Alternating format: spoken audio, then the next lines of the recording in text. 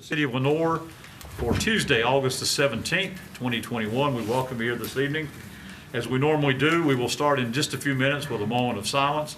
We'll remain standing for our Pledge of Allegiance for the evening. I would like to, as we go to our moment of silence, please keep some families in your thoughts and prayers, please.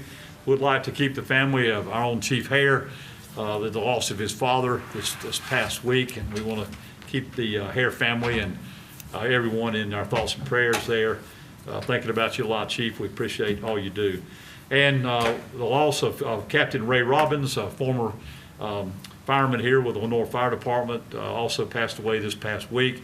Please keep Ray's family in your thoughts and prayers as well as they try to move through this. And also, please keep Lieutenant Kiefer of our police department in your thoughts and prayers. Has some medical issues going on, and we want to keep him in our thoughts and prayers as well as we move forward. So please keep these and all the others that we are thinking about now during this tough time that we're going through in your thoughts and prayers. Please join us now for a moment of silence and our pledge.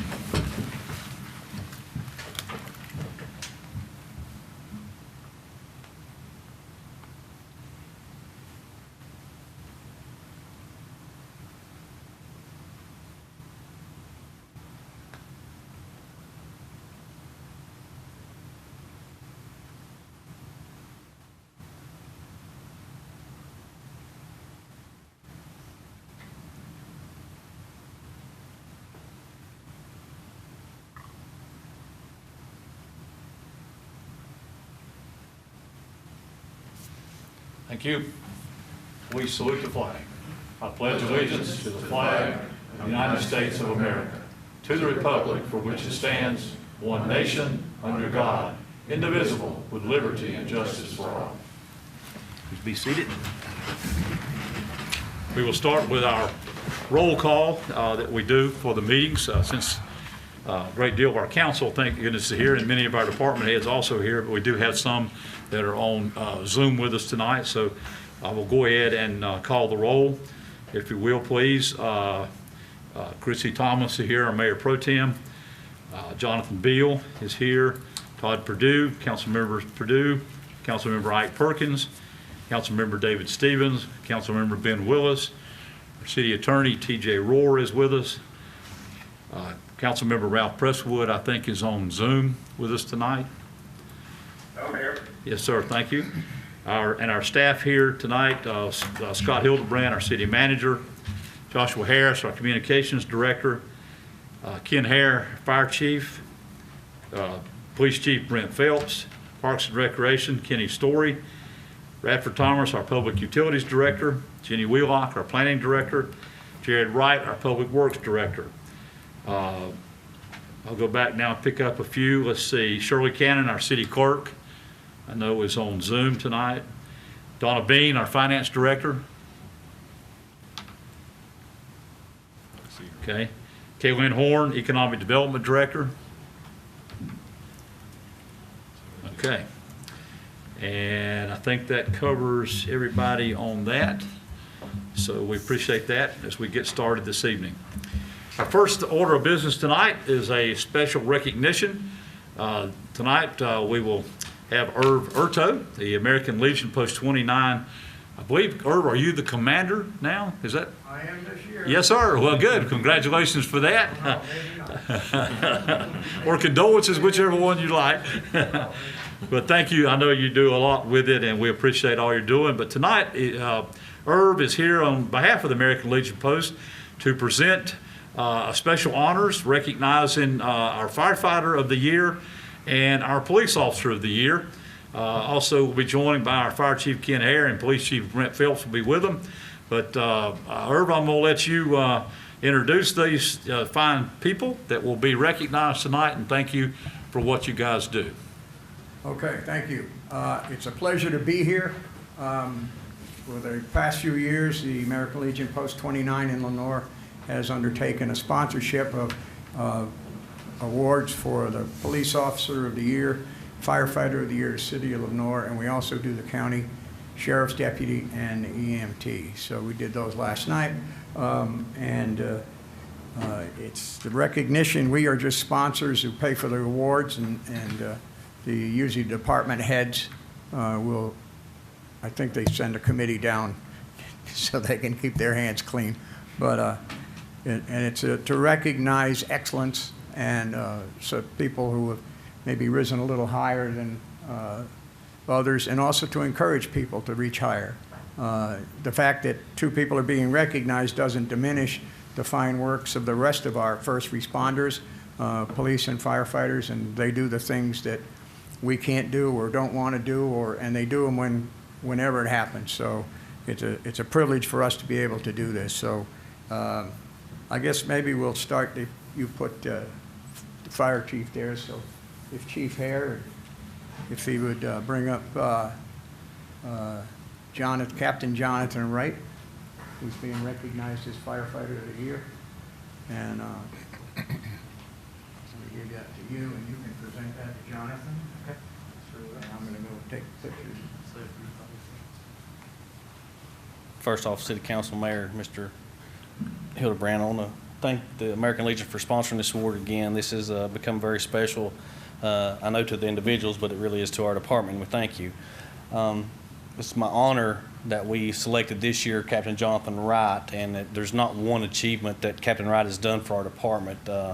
He is truly a jack of all trades, and the good thing is he can do them all proficiently and efficiently for us. Some of the things, he's so skilled in many vocational trades that he utilizes willingly to our department. He's skilled in construction, carpentry, and the major thing that really enlightened us this year is we've had many HVAC units going out. I can't tell you the thousands of dollars his work willingly does, and he doesn't do it just when he's on duty. He'll come back in because he's all around town, because also he's so well-rounded. He also works for the Housing Authority on his days off. Also, he works for the community college and comes back and trains our firefighters on our training days. So he's super well-rounded in a lot of things, and we are very proud of everything he does. Like Mr. Artode said, this doesn't diminish anything anybody else has done in the department, but it's good that we can recognize all that he has done for us. He also helps out with his community in Collinsville, as he is a coach to mentor and teach other young kids as he's growing up. So he pretty much really does do it all. But our department couldn't really get his utilization if it wasn't for the love his wife, Sherry, of 21 years has, that lets him be with us so much. She knows how much she spends time with us. And of course, we have to thank his 3 children, Kimberlyn, who's 11, Jackson, who is 9, and daughter Braylon, who's age 7. Without their sacrifice, our city wouldn't benefit from everything he does. And what he does for us frees up other departments to meet other departments' needs. And so that means so much to us, what all he does do for us. And it is an honor for our department to select an American Legion to award Captain Jonathan Wright the Firefighter of the Year for Lenore Fire Department.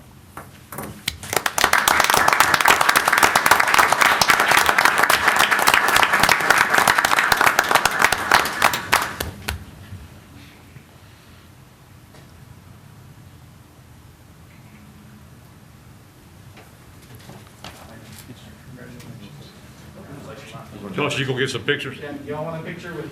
Yeah, we do. We could do, and have, go ahead and do the police and then do them together. Could we do? You want to do it together? Yeah, that'd be good. With the wide angle. All right, Chief Brent Phelps is going to present the Police Officer of the Year to Officer Jesse Massey.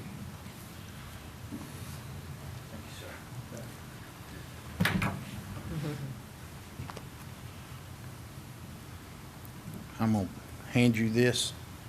So I don't knock it off. Okay, we'll trade. I'm trying to do this without dropping something. Council, Manager, I just want to say thank you for having us here. Thank you to the American Legion, as always, for thinking and taking the effort to acknowledge firefighters and police officers for the job that they do. We truly are blessed with the staff that we have, and these are hard. It's hard when you have to select one person out of the 55 police officers. And, you feel like, okay, how are we picking and choosing? So we do have a committee or a group. And I would never want to take that on myself. As we looked this year, sometimes it has been supervisors and people. This year, the name that came back to me from supervisors was Officer Jessie Massey. And let me tell you a little bit about her, and then we'll recognize her. She proudly served our country with the United States Coast Guard from 2005 through 2009. She then went to work in the private sector for a little while and then realized she wanted to be a police officer. And we hired her in July of 2019 as a police trainee and sent her to BLET because we saw some of the potential in her before she went to BLET. She graduated in December of 2019, was sworn in January of 2020, and in her short year and a half, to me that feels short. When I had a year and a half, it felt like I'd been here a long time.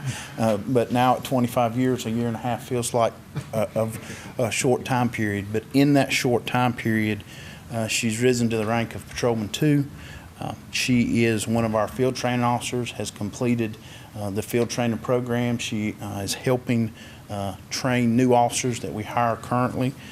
There was a young lady that we've just hired, and I saw them going up and down the hall today, and her sharing some of that knowledge. She's completed the Police Law Institute that we send officers to, and she's also gained her intoxilizer certificate. And when I asked her lieutenant and her captain, tell me one thing off the cuff about Officer Massey, both of them talked about her work ethic. Both of them talked about, if I call, she says, what time do I need to be there? And that dedication for both police and fire is hard to find nowadays. It is hard to find people that are willing to serve others before they serve themselves. And so that dedication level that we see in her, we're proud of. Her lieutenant told me he wished he had 10 more just like her. And I would agree with that. It's not exactly how he said it, but I told him that's how I was going to say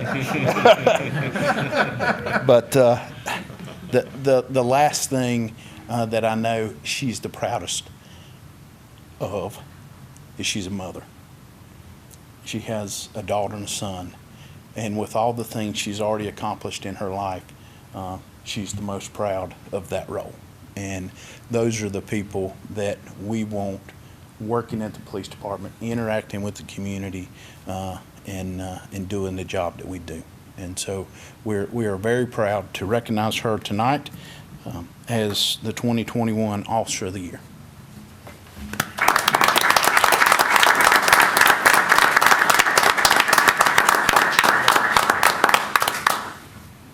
Wait a little bit there.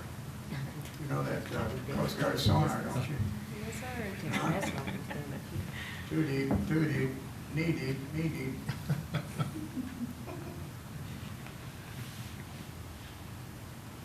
We don't let Coasties in the American Legion. Congratulations. We'll shoot a pic. We can stay here. We'll take our mask off back here if that's okay. And if you guys would come up right here. Although I'm right here with the mask. Well, I can't discuss that. That's up to you. Right up here. Right up here. Right here. Congratulations. Congratulations.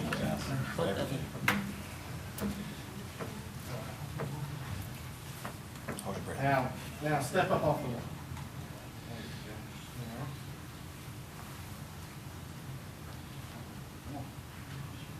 Come on, guys. You're showing support there.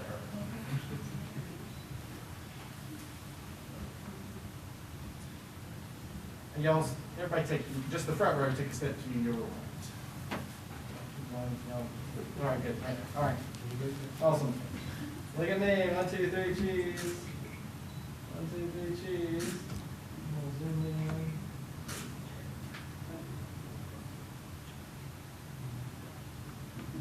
good. Got it? Irv, you got everything Get right you under need? a light. You got what you need? Yeah. Okay. Congratulations.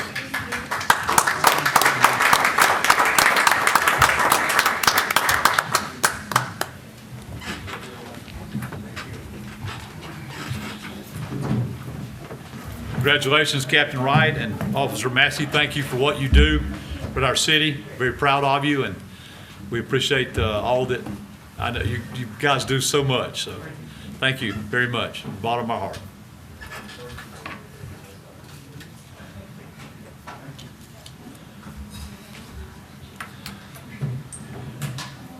All right, we'll continue with our agenda. Thank you for that. Very nice always.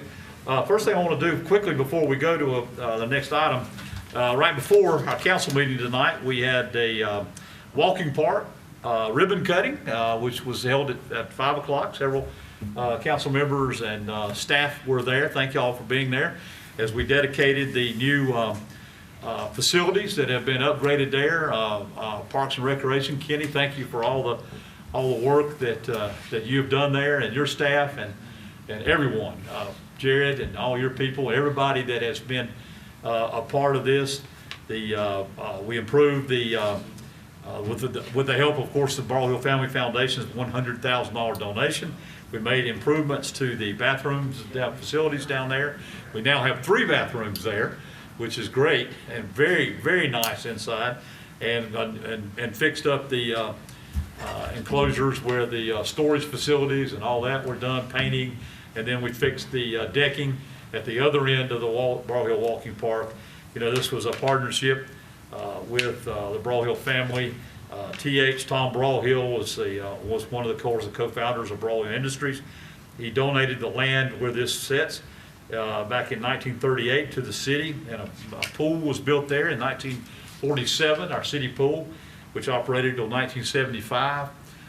When we go swimming over there, first time I ever went off a high dive was there. I'm sure a lot of you guys did as well, and a lot of fun. It was dedicated, completed in 1992 as the T.H. Broyhill Walking Park, and a major gift was made under the leadership of Mr. Paul Broyhill from the Broyhill Family Foundation, and it was patterned after the Butch Art Gardens of Vancouver Island in Canada that Mr. Broyhill has a wonderful love for. And Bill Early was a landscape architect. Harry Yates was the landscape architect, and furniture designer Bill Early were also in part of putting this all together. And it's one of those places that people in this city love to go and be a part of. So very proud of that, very proud of the partnership we have. So we dedicated that today. If you have a chance, please go down and take a look at the facilities at your convenience, and you might even want to walk a little bit. I rode over there, but anyway. But we're very proud of that. So thank you all for the partnership there. Okay, we do not have matters scheduled for public hearing this evening, so we'll move on to our consent agenda items, which consist of the minutes of the City Council meeting of Tuesday, August 3rd, 2021. And item B is a maintenance and service agreement. This is with the Joyston Water Works Incorporated and the City of Lenoir. Recommendation of proposed maintenance and service agreement, including attachment A with Joyston Water Works Incorporated and the City of Lenoir as submitted. Those are the 2 items, and I'll open it up for any discussion, question, or motion for our consent agenda items. Mr. Hildebrand, anyone need to talk anything about the Joyston part or Bradford, either Just one? unless there's questions. Okay, unless you have a question. We have discussed it before, so hopefully everyone is very familiar with what we're doing there. Motion to approve the consent agenda. Thank you. Have a motion from Councilmember Purdue to approve the consent agenda items A and B. No other discussion. All in favor, please say aye. Aye. All opposed? Thank you. That carries unanimously tonight here. Oh, and Mr. Presswood? Yes. Thank you. That is unanimous. Thank you very much. We appreciate that. Okay, we'll move on then on our agenda to requests and petitions of any citizens. If there's anyone who would like to address the council tonight, this is the time to do so. And if you will, please come to the podium and state your name and address. And Mr. Eller, we do know you, but we'd like for you to tell us again anyway. Welcome. I'm Kevin Heller. I'm the owner of the Side Street Poorhouse. I'd like to thank council and Mayor Gibbons, Mr. Hildebrand, for your time. I'm not here to complain. I'm here to share some information and seeking help with a problem that I have seen developing over several years downtown. This condition is specific to the historic downtown business district. When we first bought this building up here, I spent 6 months working on that building before we ever opened. I reached out to numerous people that in place at the time in the city, trying to figure out what we were going to do logistically with our waste. Our prior location, I had room for dumpsters and the proper logistic space to do what we need to do. Never really got a good answer out of anybody in the 6 months that I inquired. And when it come time to open the doors, I just put the stuff on Mulberry Street behind the building. That would seem to be the cleanest, safest place to put it. The prior occupants of that building had put it up on the square at the back door, where we call our patio door. Not a good place to keep trash in the volumes that we produce in hot weather, for sure. I put my cardboard in my trash containers. At that point, I had to buy a couple containers. I had 4 of the old green rollouts, which with the volume of trash pickup that we have downtown worked great. I put my cardboard in my trash cans and automatically it got kicked back, and I was told I had to do something else different with it. At the old location, I had a dumpster from Republic Services. We put the cardboard in with the trash. Nobody ever said anything about it. Don't know that there's a law against it, but that's what we did. No problems. Here I have nowhere to put a dumpster at all. So I went to inquiring with people like Vicky at 1841, what's happening to your cardboard? And she said, just put it out there, it'll disappear. So I did. I went and got a metal rack that's still sitting back on Mulberry Street, and we just started putting cardboard in it. Now, it got a couple of times where I thought, I'm going to have to go get the pickup and come up here and haul this off Saturday. But it would disappear before Saturday came. I went for a long time and never touched any cardboard at all. And then COVID came, and of course things changed. When the people, a little bit before COVID, 6 months maybe, somewhere along there, the price of recycled cardboard to market must have dropped out because my cardboard quit disappearing. Then I had to start hauling it off. But I could manage every couple of weeks to find a day when the recycling center's open where I could get it and get it down there. Then COVID came, things changed, but we struggled through that. Since I reopened, during COVID we closed for 90 days and just kind of reinvented the whole place. And when we reopened last October, I had a guy on staff that had a pickup truck, and he was eager at the time, and he volunteered to haul the cardboard off every week. So I went for a long time and never touched it, didn't really realize. But since October, our sales prior to COVID were like 40% food and 60% alcohol. Today, our food sales is more like 70-75% of our sales, and our alcohol is down to like 25 or 30% of our sales. But what that says is we're producing a lot more trash, and my cardboard problem is about double what it was before. With the help situation, my workload trying to run a business, I try to do what I can. I'm pro downtown Lenoir. I want to see downtown Lenoir boom. I do everything I can to make my place, and constantly working on stuff as money and time is available to improve. I want my corner of the square to be the nicest corner on the square. and I do everything I can to do that. I'm concerned about all the trash and the cardboard. I never have liked it being on Mulberry Street. It's an eyesore. And we see the same problem that I've got when you ride through Hogwaller most of the time. Vicky tries to keep it up, but there again, we got a lot of stuff to do. We're short-handed and overworked. We need some relief of a way to handle our recycling, mainly the cardboard. When we went around and replaced the trash cans, I've wound up with 2 instead of 4. And even though I get trash pickup 3 days a week, my lids are standing up with trash piled on top. And we all know when you get a lot of trash problems, what happens after that. And I've dealt with that too, so it's a lot better than it used to be. But we don't want to get back to where it used to be. Okay.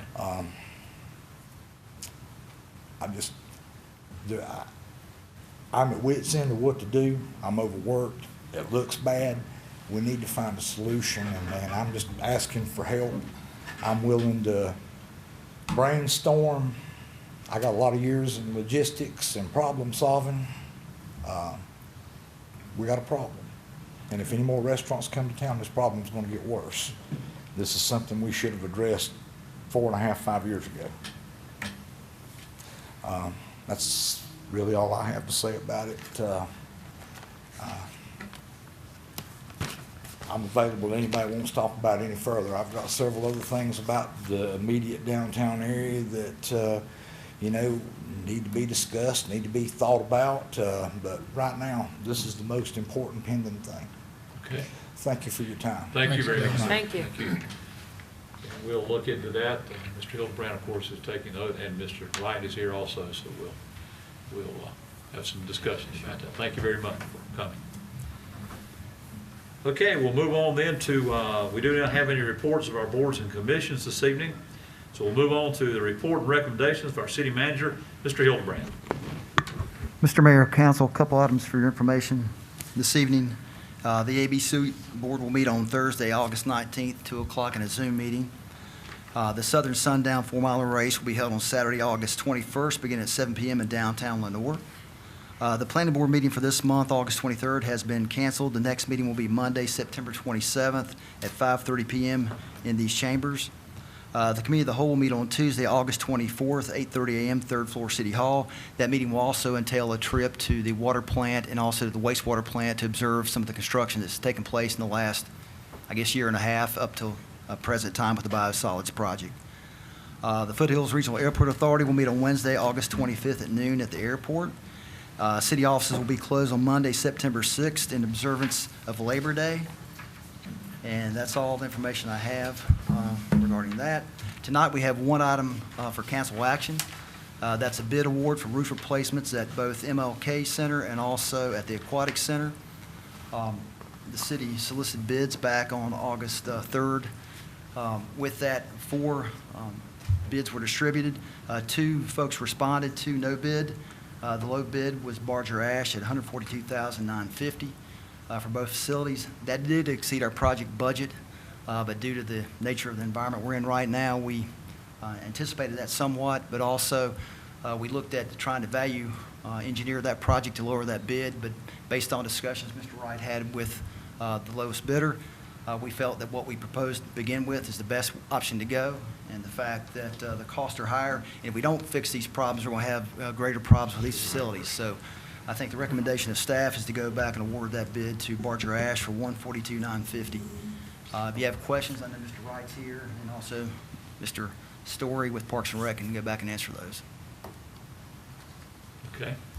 Heard the recommendation from the city manager and staff of roof replacements and repairs for, this is a contract with Barger Ash Roofing Company.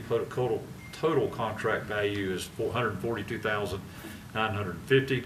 This includes roof replacements and repairs at the Lenoir Aquatic and Fitness Center and the Martin Luther King Jr. Center, or we refer to the MLK. And Mr. Mayor, I would note that we have found additional funds to cover that difference as well. Okay. If Any you questions? don't mind, Yes, sir.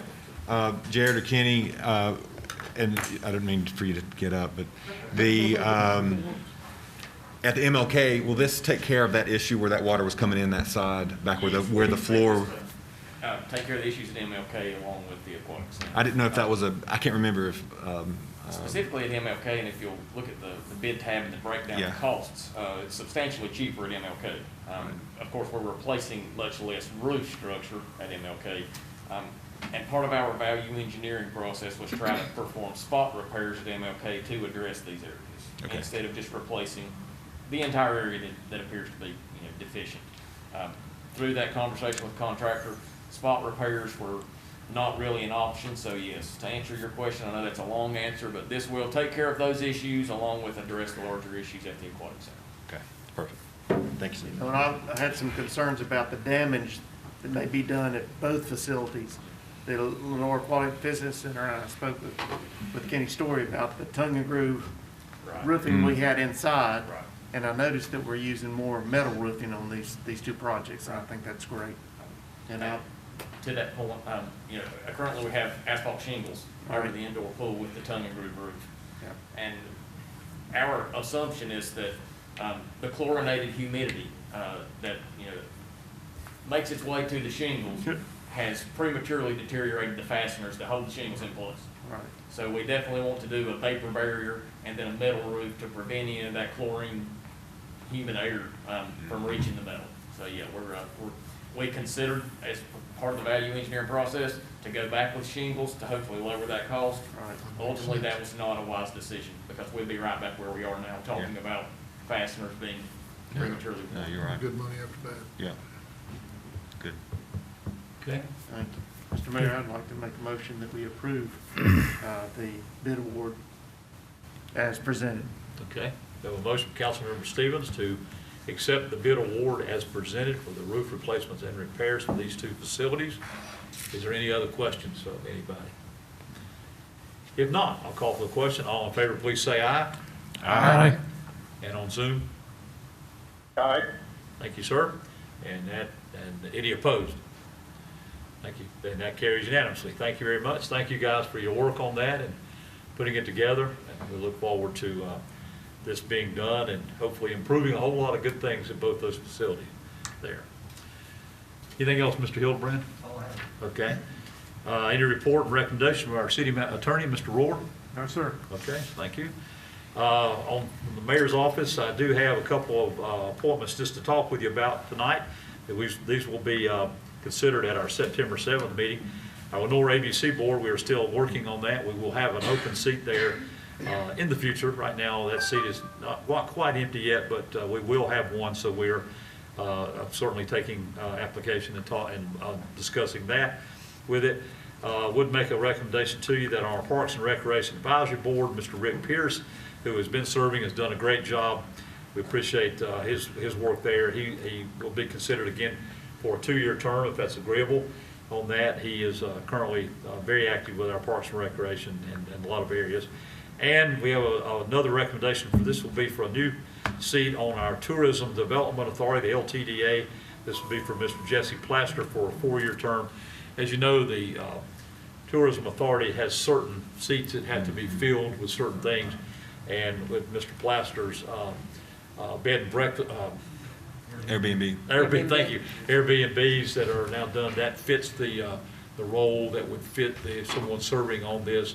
And we do have a couple of empty seats on that board, so we're trying to fill that as we go. So have discussed that with him, and so we would make that recommendation. But these would be considered at our September 7th meeting. So I just want to make that as recommendations to you at this time to be thinking about. Okay, and that's all. We had a great event Friday night, music downtown. It was great to be back in our downtown area with the music. Fractured played on the square. Very nice. The night was going great, and then the thunder and lightning kind of hit. But everyone stayed around, and it stopped. Didn't really rain. The lightning moved on, so people did stay, and we went ahead and finished the evening. So it was it was great to be back together again. And have a couple of events in our downtown and several other things. And I know, Mr. Story, I know you had a great event, I think, at the gospel sing at the MLK Center on Saturday. Saturday night. Yeah. Went really well. Good, that's good to hear. I know that there was things, and of course, the weather, it probably affected that as well, because it was raining pretty hard when all that was starting. But glad that those events are going on and other things that we're trying to do. So, anyway, are there any reports or recommendations from any of our council members tonight? Mr. Mayor, just a Yes. reminder that there's going to be a book bag giveaway at the MLK Center this Thursday. The Interdenominational Ministerial Alliance and other partners will be there. A book bag giveaway will be for kindergarten all the way to 12 years old. He's still collecting book bags. If anybody would like to drop book bags and supplies off. And I think there's going to be a truck there for vaccinations. Is that correct? Ken? Yes, Caldwell County Health Department will be there as well, along with JBS, food distributors. Yes. Handing out free food and some donations for folks to win, well, not donations, you can back up, but a chance to win some food from JBS for a whole year to feed a family of four. So a lot of good things going on Thursday up at the Kingston. What time does that start again? Starts at 3 o'clock. 3 o'clock, thank you. 3 to 5. 3 to 5. He is still collecting book bags. Okay, Right now, we've got probably close to 250 book bags. Don't want to leave it out.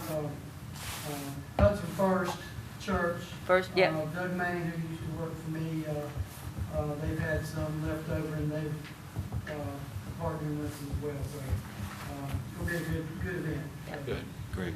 You know, anybody needs, children need book bags, send them on up. Appreciate that. Glad that's being done. We certainly, school was, well, what, right around the corner, isn't it? Next Monday? Monday. Monday we get started, so hope everything, well, keep getting as good as it can get better. We hope before that all starts, but I know it's a tough time. A lot of decisions being made right now on how's the best way to do all those things. But helping with school supplies like that for the kids is a great thing.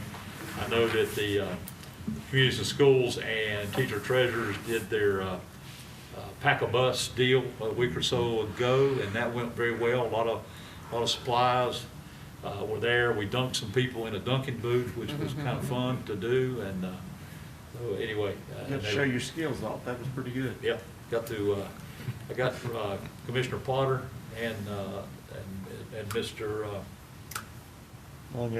Longano, thank you, Patrick, yeah. Patrick. So that was fun, yeah, and I appreciated everybody that sat in there and did that and helped bring the money and the supplies for our children as we get started. Is there anything else to come before us tonight? If not, we stand adjourned.